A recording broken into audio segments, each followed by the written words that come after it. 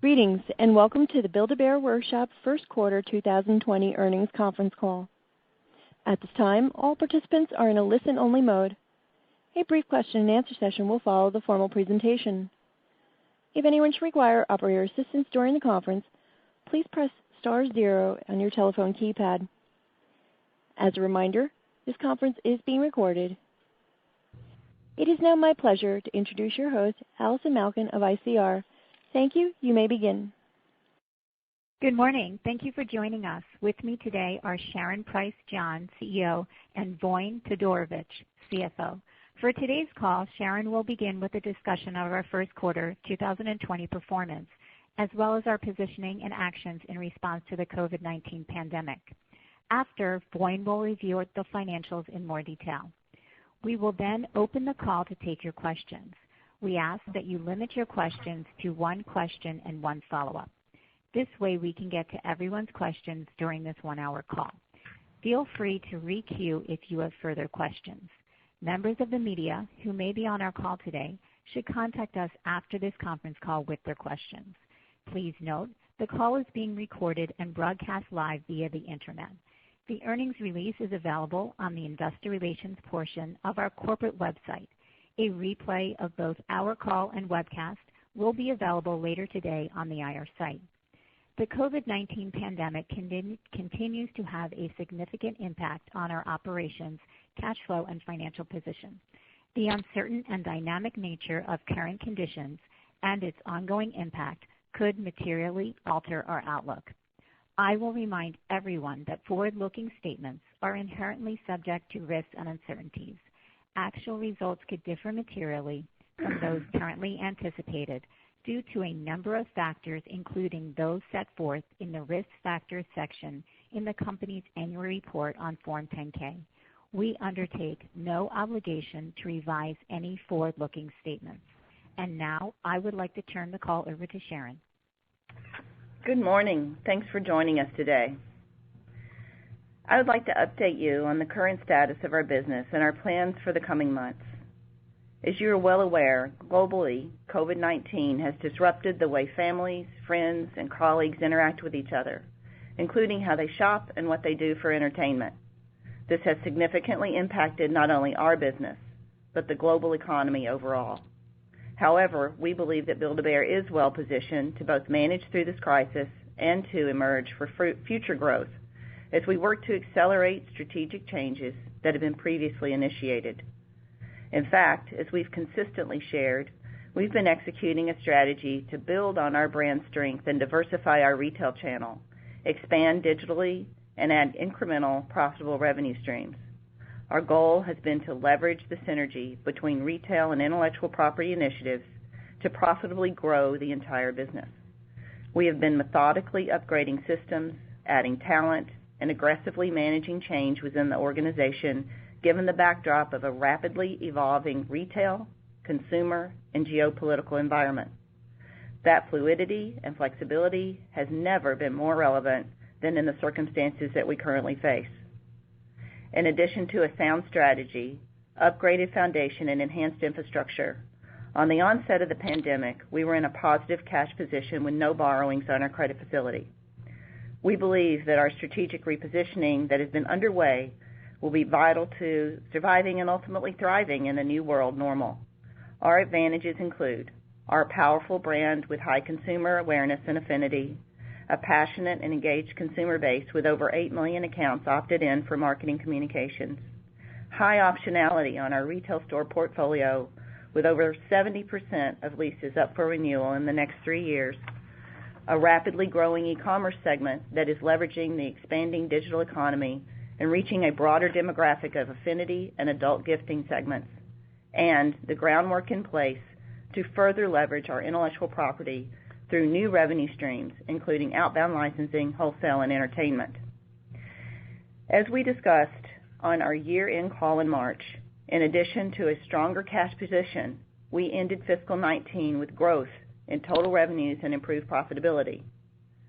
We were building on the momentum of last year's fourth quarter as we started fiscal 2020 with a positive sales trend, and we had expected to deliver profit growth for the year. As the severity of COVID-19 became apparent, we put plans in motion to comply with new international governmental recommendations regarding health and safety, which led to the temporary closure of all of our North American and European corporately managed retail stores. This in turn necessitated the furlough of over 90% of our workforce and a reduction in salaries for all other staff. We moved to a work-from-home model for our remaining corporate associates and quickly instituted aggressive cash preservation and expense aversion policies. Simultaneously, we shifted our focus and remaining resources to support our e-commerce channel. Since the store closures, we have seen triple-digit e-commerce growth with high volume of key affinity products, including record-setting demand when we launched an initial offering of a furry friend based on The Child from the Disney Plus series The Mandalorian. We quickly modified processes and enhanced capabilities to more efficiently respond to the digital demand, which I will discuss further in detail in a moment. While we made meaningful progress in moving forward, we were not able to offset the complete closure of our store base. Historically, e-commerce has represented less than 10% of our revenues, so even with aggressive growth in that channel, we will still need to reopen a significant number of stores to regain traffic patterns to return to a position of overall growth and profitability with the current business model and mix. Our expectations for the balance of the year continue to evolve as we collect additional data and monitor government decisions and actions. Let me update you on progress regarding our retail stores and retail portfolio, key digital initiatives, and cash generation and preservation. First, as it relates to our retail stores, which, as noted, are a vital component of our revenue stream, we have started to reopen retail stores on a staggered basis in select areas with the goal of delivering a modified version of our beloved retail experience, recognizing the new guidelines that are now standard to essentially all public businesses. In preparation for the reopenings, we modified our in-store experience to accommodate these new standards, including limited occupancy based on the store size to allow for social distancing, protective face coverings for our store associates, floor markings, directional signage, and new processes in interactive areas such as the stuffing station to limit personal contact, heightened sanitation processes throughout the store, and associate training focused on the consistent delivery of these new requirements and safety practices. Thus far, with approximately 40 stores reopened, the modifications have been well received based on the positive feedback from both our associates and our guests. We have seen varying levels of business recovery compared to the prior year at stores that have reopened, with tourist locations generally faring better than traditional mall sites. Most recently, a limited number of select locations have also been impacted by protests and social unrest in certain areas. Separately, in the UK, the government has announced June 15 as a day for retailers to begin to reopen, and we are planning accordingly. At this time, we expect to continue to roll out store openings as restrictions ease while we monitor the business rebound and consumer traffic patterns over the upcoming weeks. As I previously mentioned, we began the year with high levels of lease optionality, with over 70% of locations having a lease event in the next 3 years. A strategic position we took as we recognized the shifts that have been underway in consumer shopping patterns away from traditional malls into places where families increasingly spend time, including the digital space. We've been working to leverage this position with our landlords to achieve more favorable and flexible terms. In the discussions and negotiations with landlords, we believe that Build-A-Bear is perceived to be a valued tenant that is also seen to be a part of the long-term outlook and the new retail landscape. Thus far, we have maintained the lease optionality that has been so important to our strategy to diversify and evolve our real estate portfolio, and will continue to aggressively manage this process. There are many scenarios that we continue to review and modify, which may include selective store closures if terms are not able to reflect the impact of reduced traffic and changing mall performance going forward. Turning to our digital progress, including e-commerce, the investments in platforms, systems, and talent that we have systematically made in recent years enabled us to deliver our 10th consecutive quarter of double-digit growth in online sales. After the temporary store closures, the rate of increase grew to triple-digit rates on a sustained basis. With reliance on our e-commerce channel as our primary revenue source during this crisis, we took several actions. These include reworking processes at our fulfillment center to incorporate recommendations of governmental and health agencies.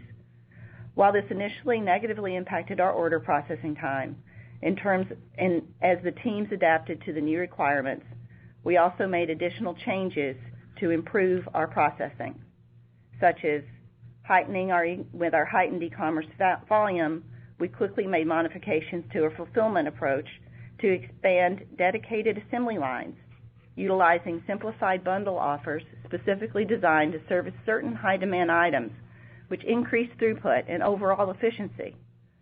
After recording the largest single e-commerce demand day in our history, with initial quantities of the stuffed animal version of the child from the Disney Plus series, The Mandalorian, which sold out within hours, we added new features to support high-demand product launches. These include a virtual waiting room and a chatbot. We have now had 2 additional sold-out events of the child. Notably, the second event set another record demand day, already eclipsing the level previously set in the first quarter. We intend to use these enhancements to support additional business capabilities going forward, including ongoing releases of the child and other affinity products. In addition, we expedited the infrastructure to be able to buy online and ship from store in order to supplement e-commerce fulfillment while leveraging labor that we would already have available in retail stores after they've reopened. We continue to review all aspects of e-commerce with the goal of driving further growth on both a short and long-term basis, as we expect demand to remain high even with the reopening of stores. Separately, as a tool for consumer engagement and platform for key digital marketing messages, we introduced a program called Workshop Wednesdays as a resource for families to find entertainment, activities, and fun product ideas. This platform further positions Build-A-Bear in the entertainment space, suggests options for gift giving, and increases awareness of key products while helping stay connected to our valued guests. We garnered almost 100 million media impressions when we announced Workshop Wednesdays, indicating the continued interest in our brand. Importantly, the concept is one that we plan to transfer to our retail channel in the future to increase destination-driven traffic when appropriate. We also plan to continue key actions that were immediately instituted to address the initial crisis, including assertive cash preservation, tight inventory management, a revised marketing strategy, and a reduced workforce. As we look forward to the balance of the year, we are focused on accelerating our digital transformation, inclusive of e-commerce, content development, CRM advancement, and entertainment platforms. While we are actively executing a staggered store reopening plan, we believe that our future state will reflect the business transformation that has been the underlying driver of our strategic plan. In closing, these are clearly unusual times that necessitate innovation and flexibility, as well as a reevaluation of a wide array of previously held business models, beliefs, and corporate constructs. Even with that standard, I continue to believe that our stated strategy of evolving our company to better monetize the innate value of our brand across more channels to more consumers remains directionally on course. In fact, shifting our business focus to the acceleration of our digital transformation will be key to our future, as new consumer shopping patterns and preferences are expected to also accelerate at an even more rapid rate to an online space. Build-A-Bear has weathered storms before. We have proven ourselves to be a resilient organization with an authentic, emotional brand that continues to be meaningful to consumers. And while I am truly moved by the devastating impact of this pandemic, I still have great hope for the future and remain genuinely proud and grateful to not only lead, but to be a part of a team that has proven time and again that they are passionately believers in this company and that this brand, by facing and emerging from a wide variety of challenges in recent years. I am also pleased that through the efforts of the Build-A-Bear Foundation, we've been able to support organizations that have been providing assistance to those in need during this time. Finally, even as life and business move forward in a very different world, recent events clearly indicate that we are likely to face continued uncertainty on many fronts. Our goal is to emerge in a position of growth, understanding the need to remain flexible while accelerating these key initiatives of our strategy we mentioned to take us into the future, whatever form that may take. For our company, it circles back to our mission statement of adding a little more heart to life and choosing to believe that people will still want to experience joy and special moments by creating their own furry friend for life and having the comfort of a teddy bear hug, maybe now more than ever. And now I would like to turn the call over to Voin to review our financials in more detail. Thanks, Sharon, and good morning, everyone. I would also like to start by thanking our team and their dedication to our company throughout this challenging period. Not only have they dealt with the store closures, our headquarters associates transitioned to a full work-from-home model, and our warehouse employees have worked feverishly to modify processes and fulfill our web orders at record levels. With the reopening of approximately 35 locations, we have begun to welcome back some store employees who were furloughed. I'm proud of how our team has managed thus far through this time. As Sharon mentioned, the first quarter ended very differently than it began. At the start of the year, we expected to report profitability above 2019, and at the time of our last earnings call, we were aligned with that goal. That said, with the spread of the coronavirus, we made a difficult decision to temporarily close all of our stores starting on March 18th. At the same time, we implemented several initiatives to provide financial flexibility to manage through this crisis while evolving our business to further capitalize on and expand our omnichannel capabilities to meet the needs of our guests.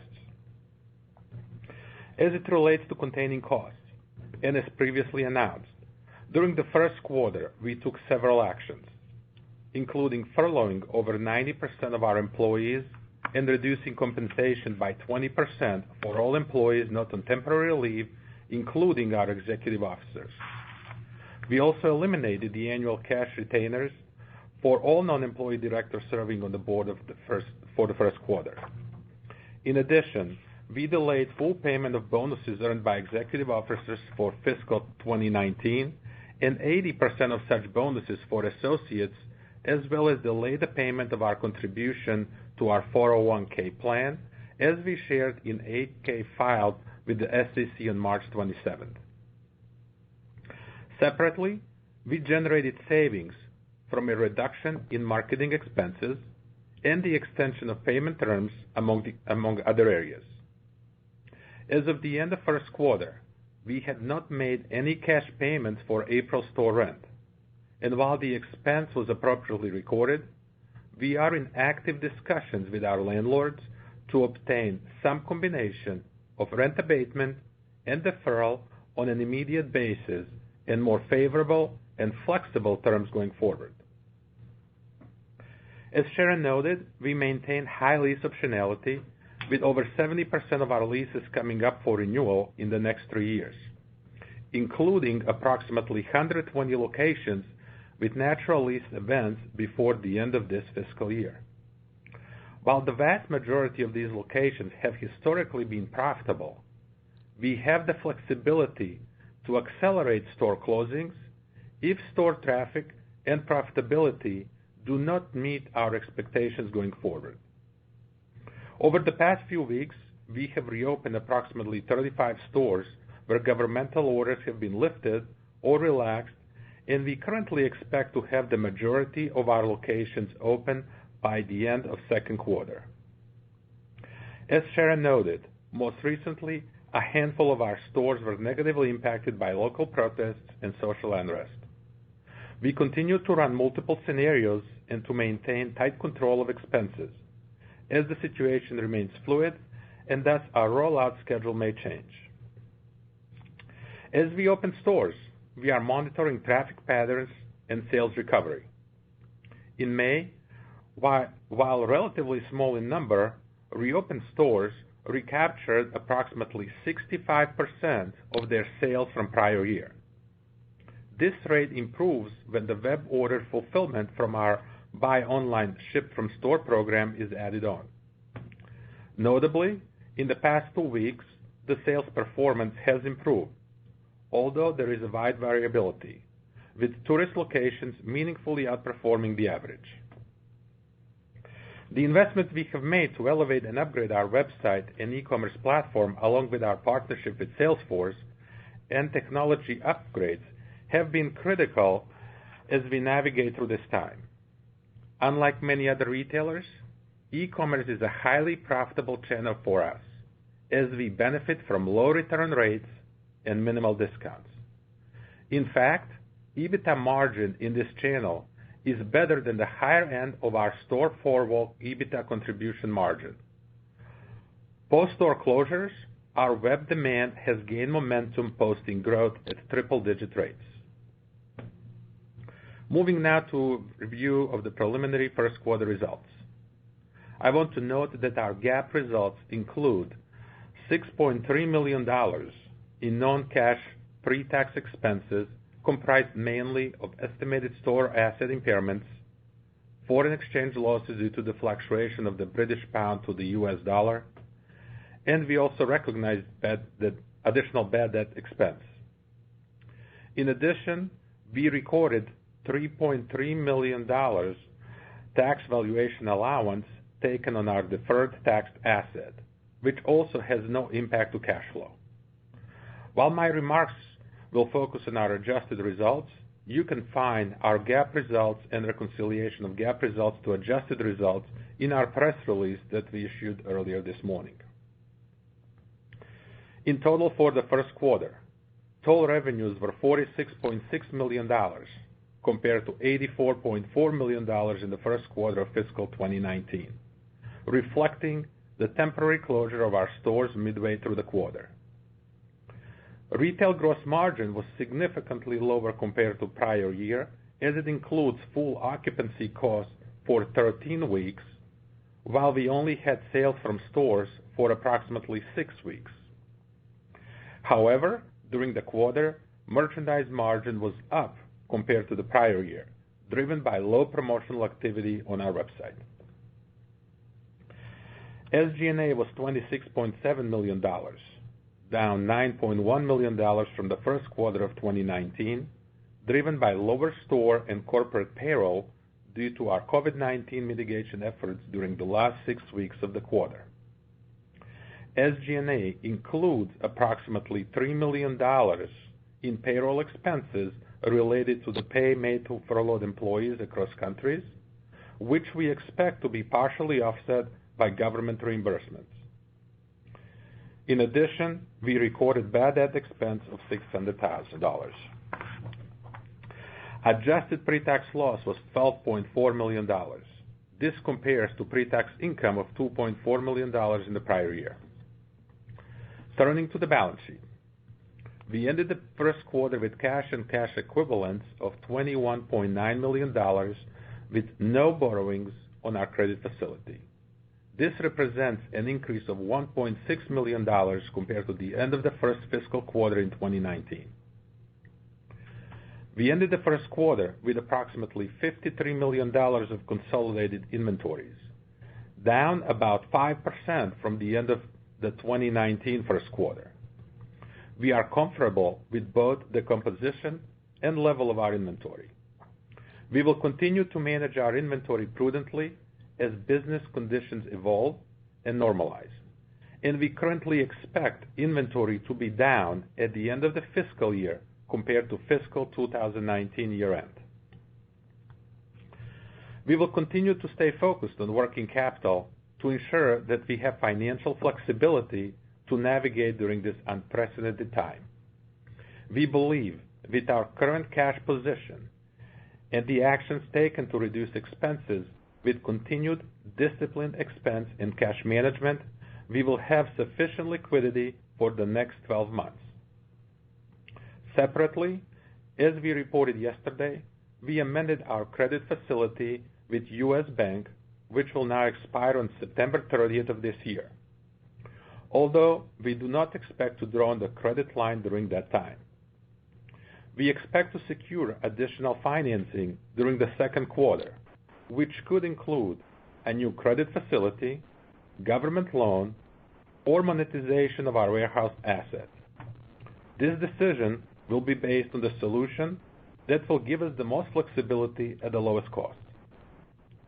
As previously highlighted on our fourth quarter earnings call, given the rapidly evolving nature of the pandemic, we do not believe it is prudent to provide guidance given the ongoing uncertainty. In closing, we believe we have the financial flexibility and strategy to navigate during this challenging time, while continuing to make progress on our initiatives that evolve our business model to maximize the power of our brand and drive value for our stakeholders. This concludes our prepared remarks, and we will now turn the call back over to the operator for questions. Operator? Thank you.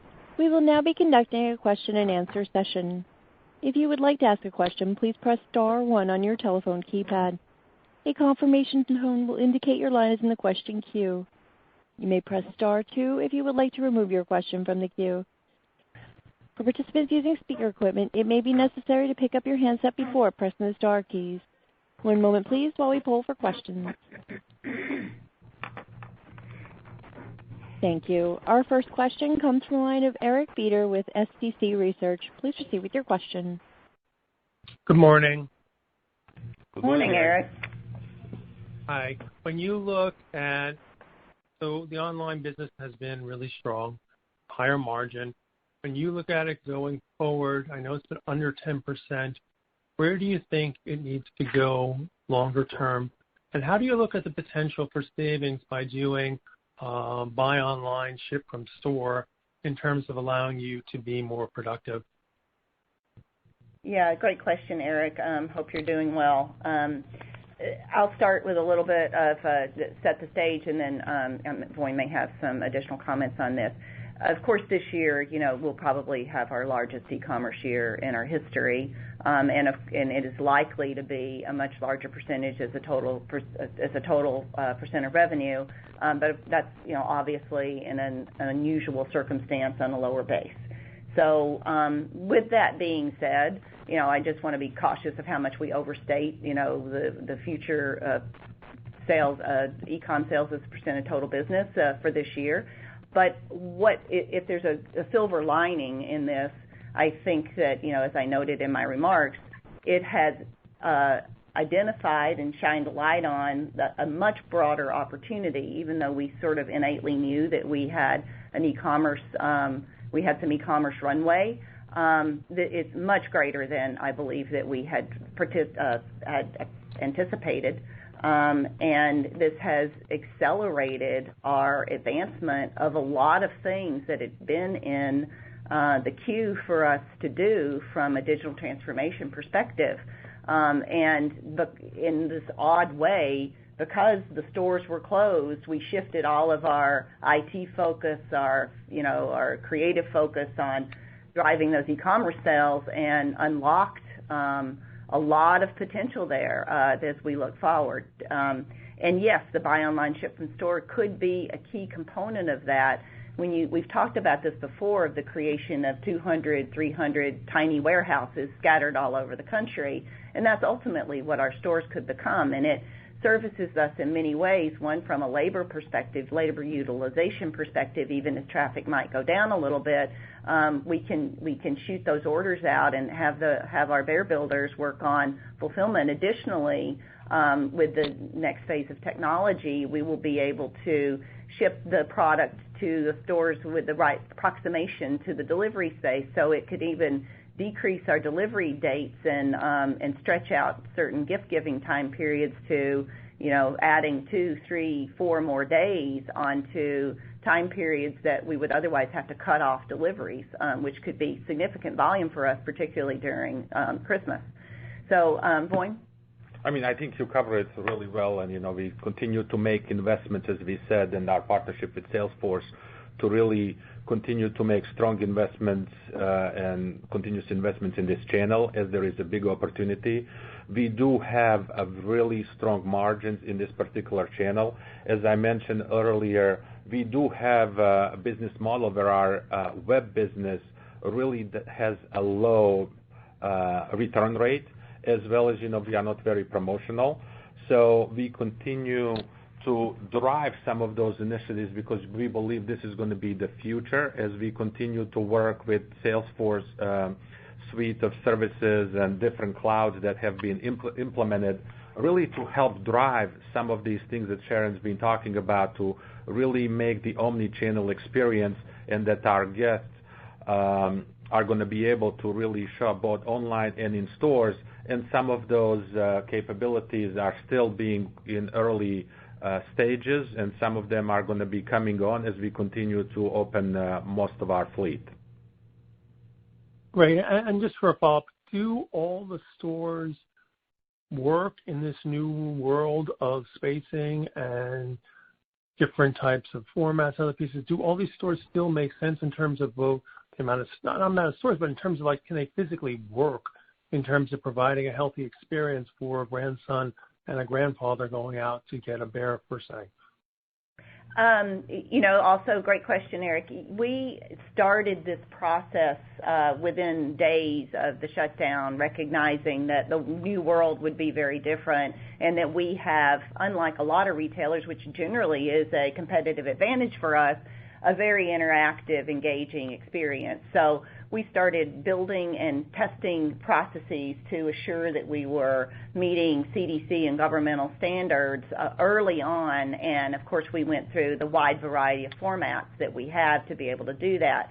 And the key, Eric, is one, of course, in each location we will be following the recommendations on sanitation and enhancing all that sanitation, so that is going to happen no matter what the footprint and format is. Secondly, all of the distancing processes that you talk about, and of course the use of masks, where our associates will always wear masks, but they are expected to always wear masks. And we will be following the individual municipality guidelines for guests in those areas or malls or whatever the recommendations may be. But the key is it's going to be managing and minimizing how many people go into a location. That's how you maintain the social distancing. So we've made it as Build-A-Bear friendly as possible. So the mask for our associates actually is a bear muzzle who's always smiling, and we have our social distancing signage is very friendly, but also the 6-foot differentiation that people need to maintain is marked on the floor by bear paws. So it's easier for us to guide children through this process, and even some of these high-touch experiences like how you go through the stuffing station process.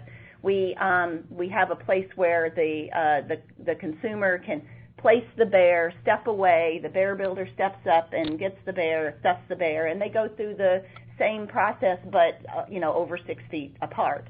And most of which we were very happy to know, and I wouldn't have been able to tell you this beforehand, the cords on our stuffing pedal are 6 feet long. So we actually have pulled them far away from the stuffing station, and in most of our locations, the child or the child at heart can still step on that stuffing pedal and stuff the bear 6 feet away from the stuffing station. Great. Good luck for the rest of the year. Thank you. Thank you. Thanks, Eric. As a reminder, if you would like to ask a question, press star 1 on your telephone keypad. Our next question comes from the line of Steph Wissink with Jefferies. Please proceed with your question. Thank you. Good morning, everyone. Voin, I have just a few housekeeping questions, and then Sharon, a couple bigger picture questions for you. So Voin, if we could just start, you mentioned in your prepared remarks that you had occupancy costs essentially carried in your P&L for 13 weeks, although you didn't necessarily pay cash rent in April. So can you just remind us, you're expensing a full quarter of rent costs but didn't actually pay. So just help us tie together those comments. And then I think you also mentioned that with respect to your furloughed employees, you had some expenses related to personnel that will be reimbursed. And I'm just curious if that is a reimbursement effect that will come in the second quarter, or if you take an accrual for that reimbursement in Q1. Good morning, Steph. Thanks for the question. First, as we talk about the occupancy expense, yes, from the P&L perspective, we recognize 13 weeks of expense in a quarter. We did fully pay February and March rent in a quarter. We did not pay the April rent as of the end of the Q1. We are in discussions with our landlords, as I mentioned, as we are working on a variety of different solutions from both abatement, deferral, and also extending or changing some of the terms on the existing leases. And we will continue to work with them really to navigate through this challenging time and really have the occupancy structure that does make sense for our business on a long-term basis. In addition to that, when we think about the government programs and some of the reimbursements that we have, we did pay our furloughed employees, in different jurisdictions. Some of that's outside of the North America, and the local governments are reimbursing us for some of those costs as a result of COVID-19 situation. We also have applied for the Employee Retention Credit Program with the U.S. government, and some of those monies are expected to come in second quarter or later in the year. But we did recognize some of the receivables as we expect to get that cash, and some of that has already come after the second quarter. Okay, that's very helpful.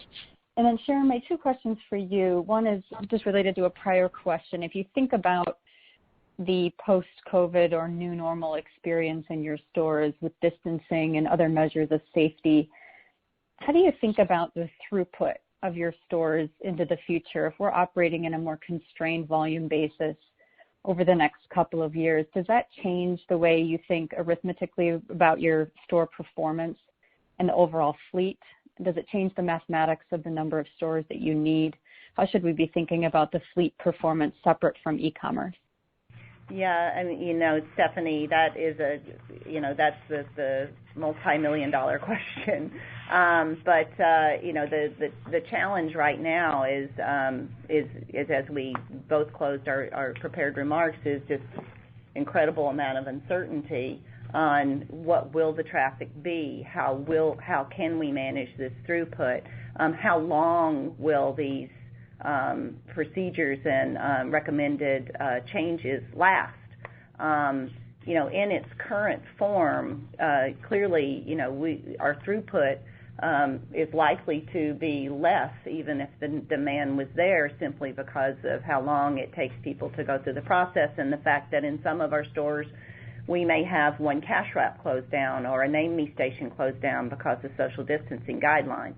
I think we're going to have to watch all of that very closely, and at the same time drive and build the capabilities on our e-commerce business and understand the value of taking our CRM to the next level, particularly with a lot of these with this relationship that we've created with Salesforce that we announced at the end of the year.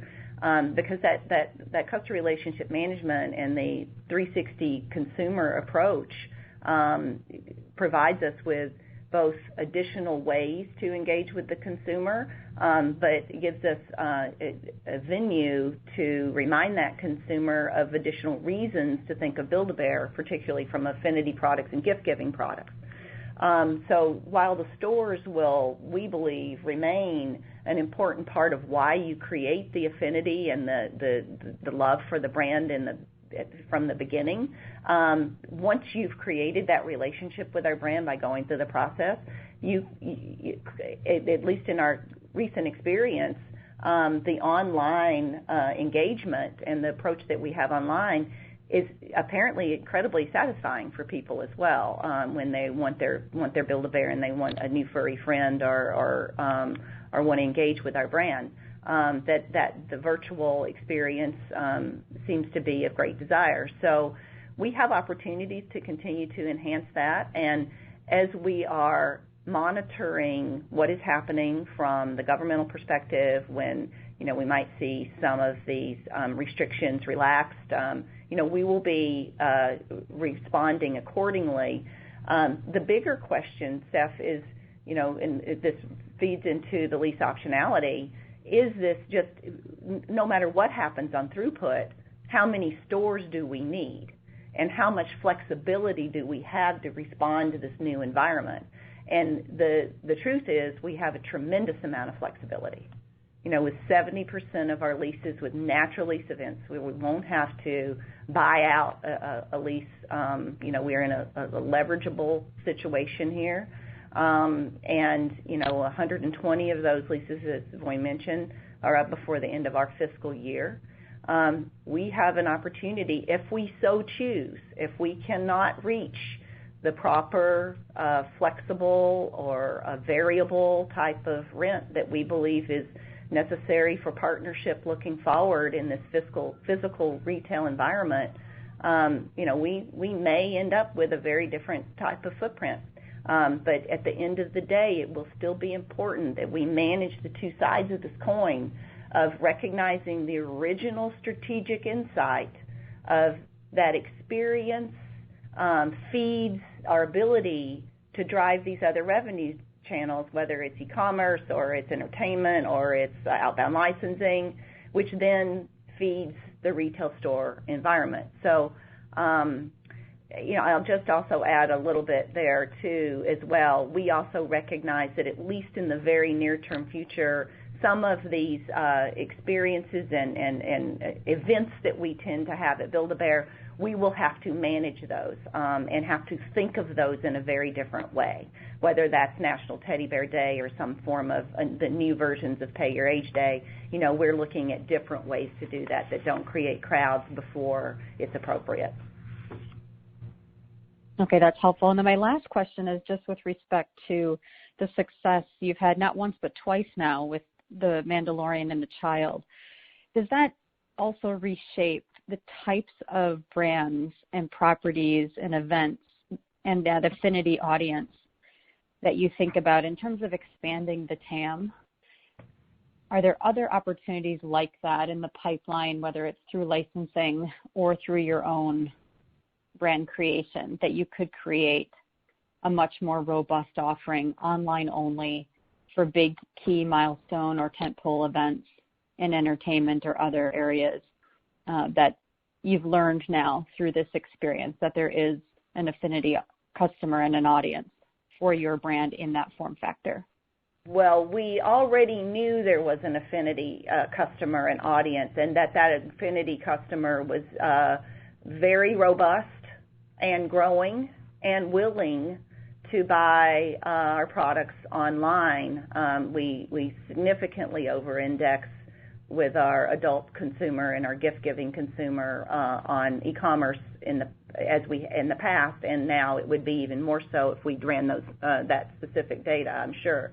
And we learned that through a number of Star Wars products, our Pokemon line, where on any given quarter, over 60-70% of those those particular items are going to be in the 12-plus age range. And when I say 12-plus, I don't mean 13. I mean 20-somethings, 30-somethings that are engaged in the brand. It's hard sometimes to continue to remember that Build-A-Bear now has been around over 20 years, and we mean something to that consumer base that grew up with both those brands and our brand.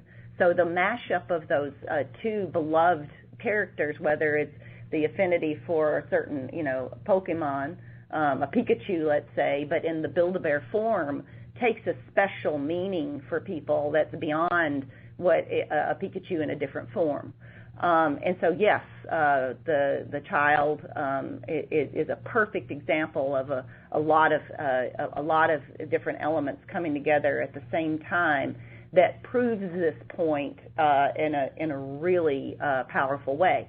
The demand of the Child we would not have been able to predict the significant demand of this. I think we noted on the last call even.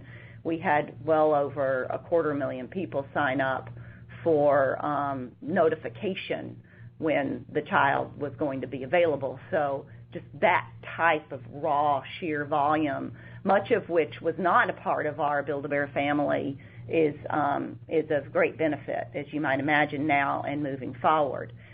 Additionally, during this time frame, we had a Scooby-Doo launch, which was also had a significant success, as well as a Stitch launch, also another Disney property, a Warner Brothers property with Scooby-Doo, and then Stitch, a Disney property. And so it was, we've definitely unlocked something here that is of significant potential.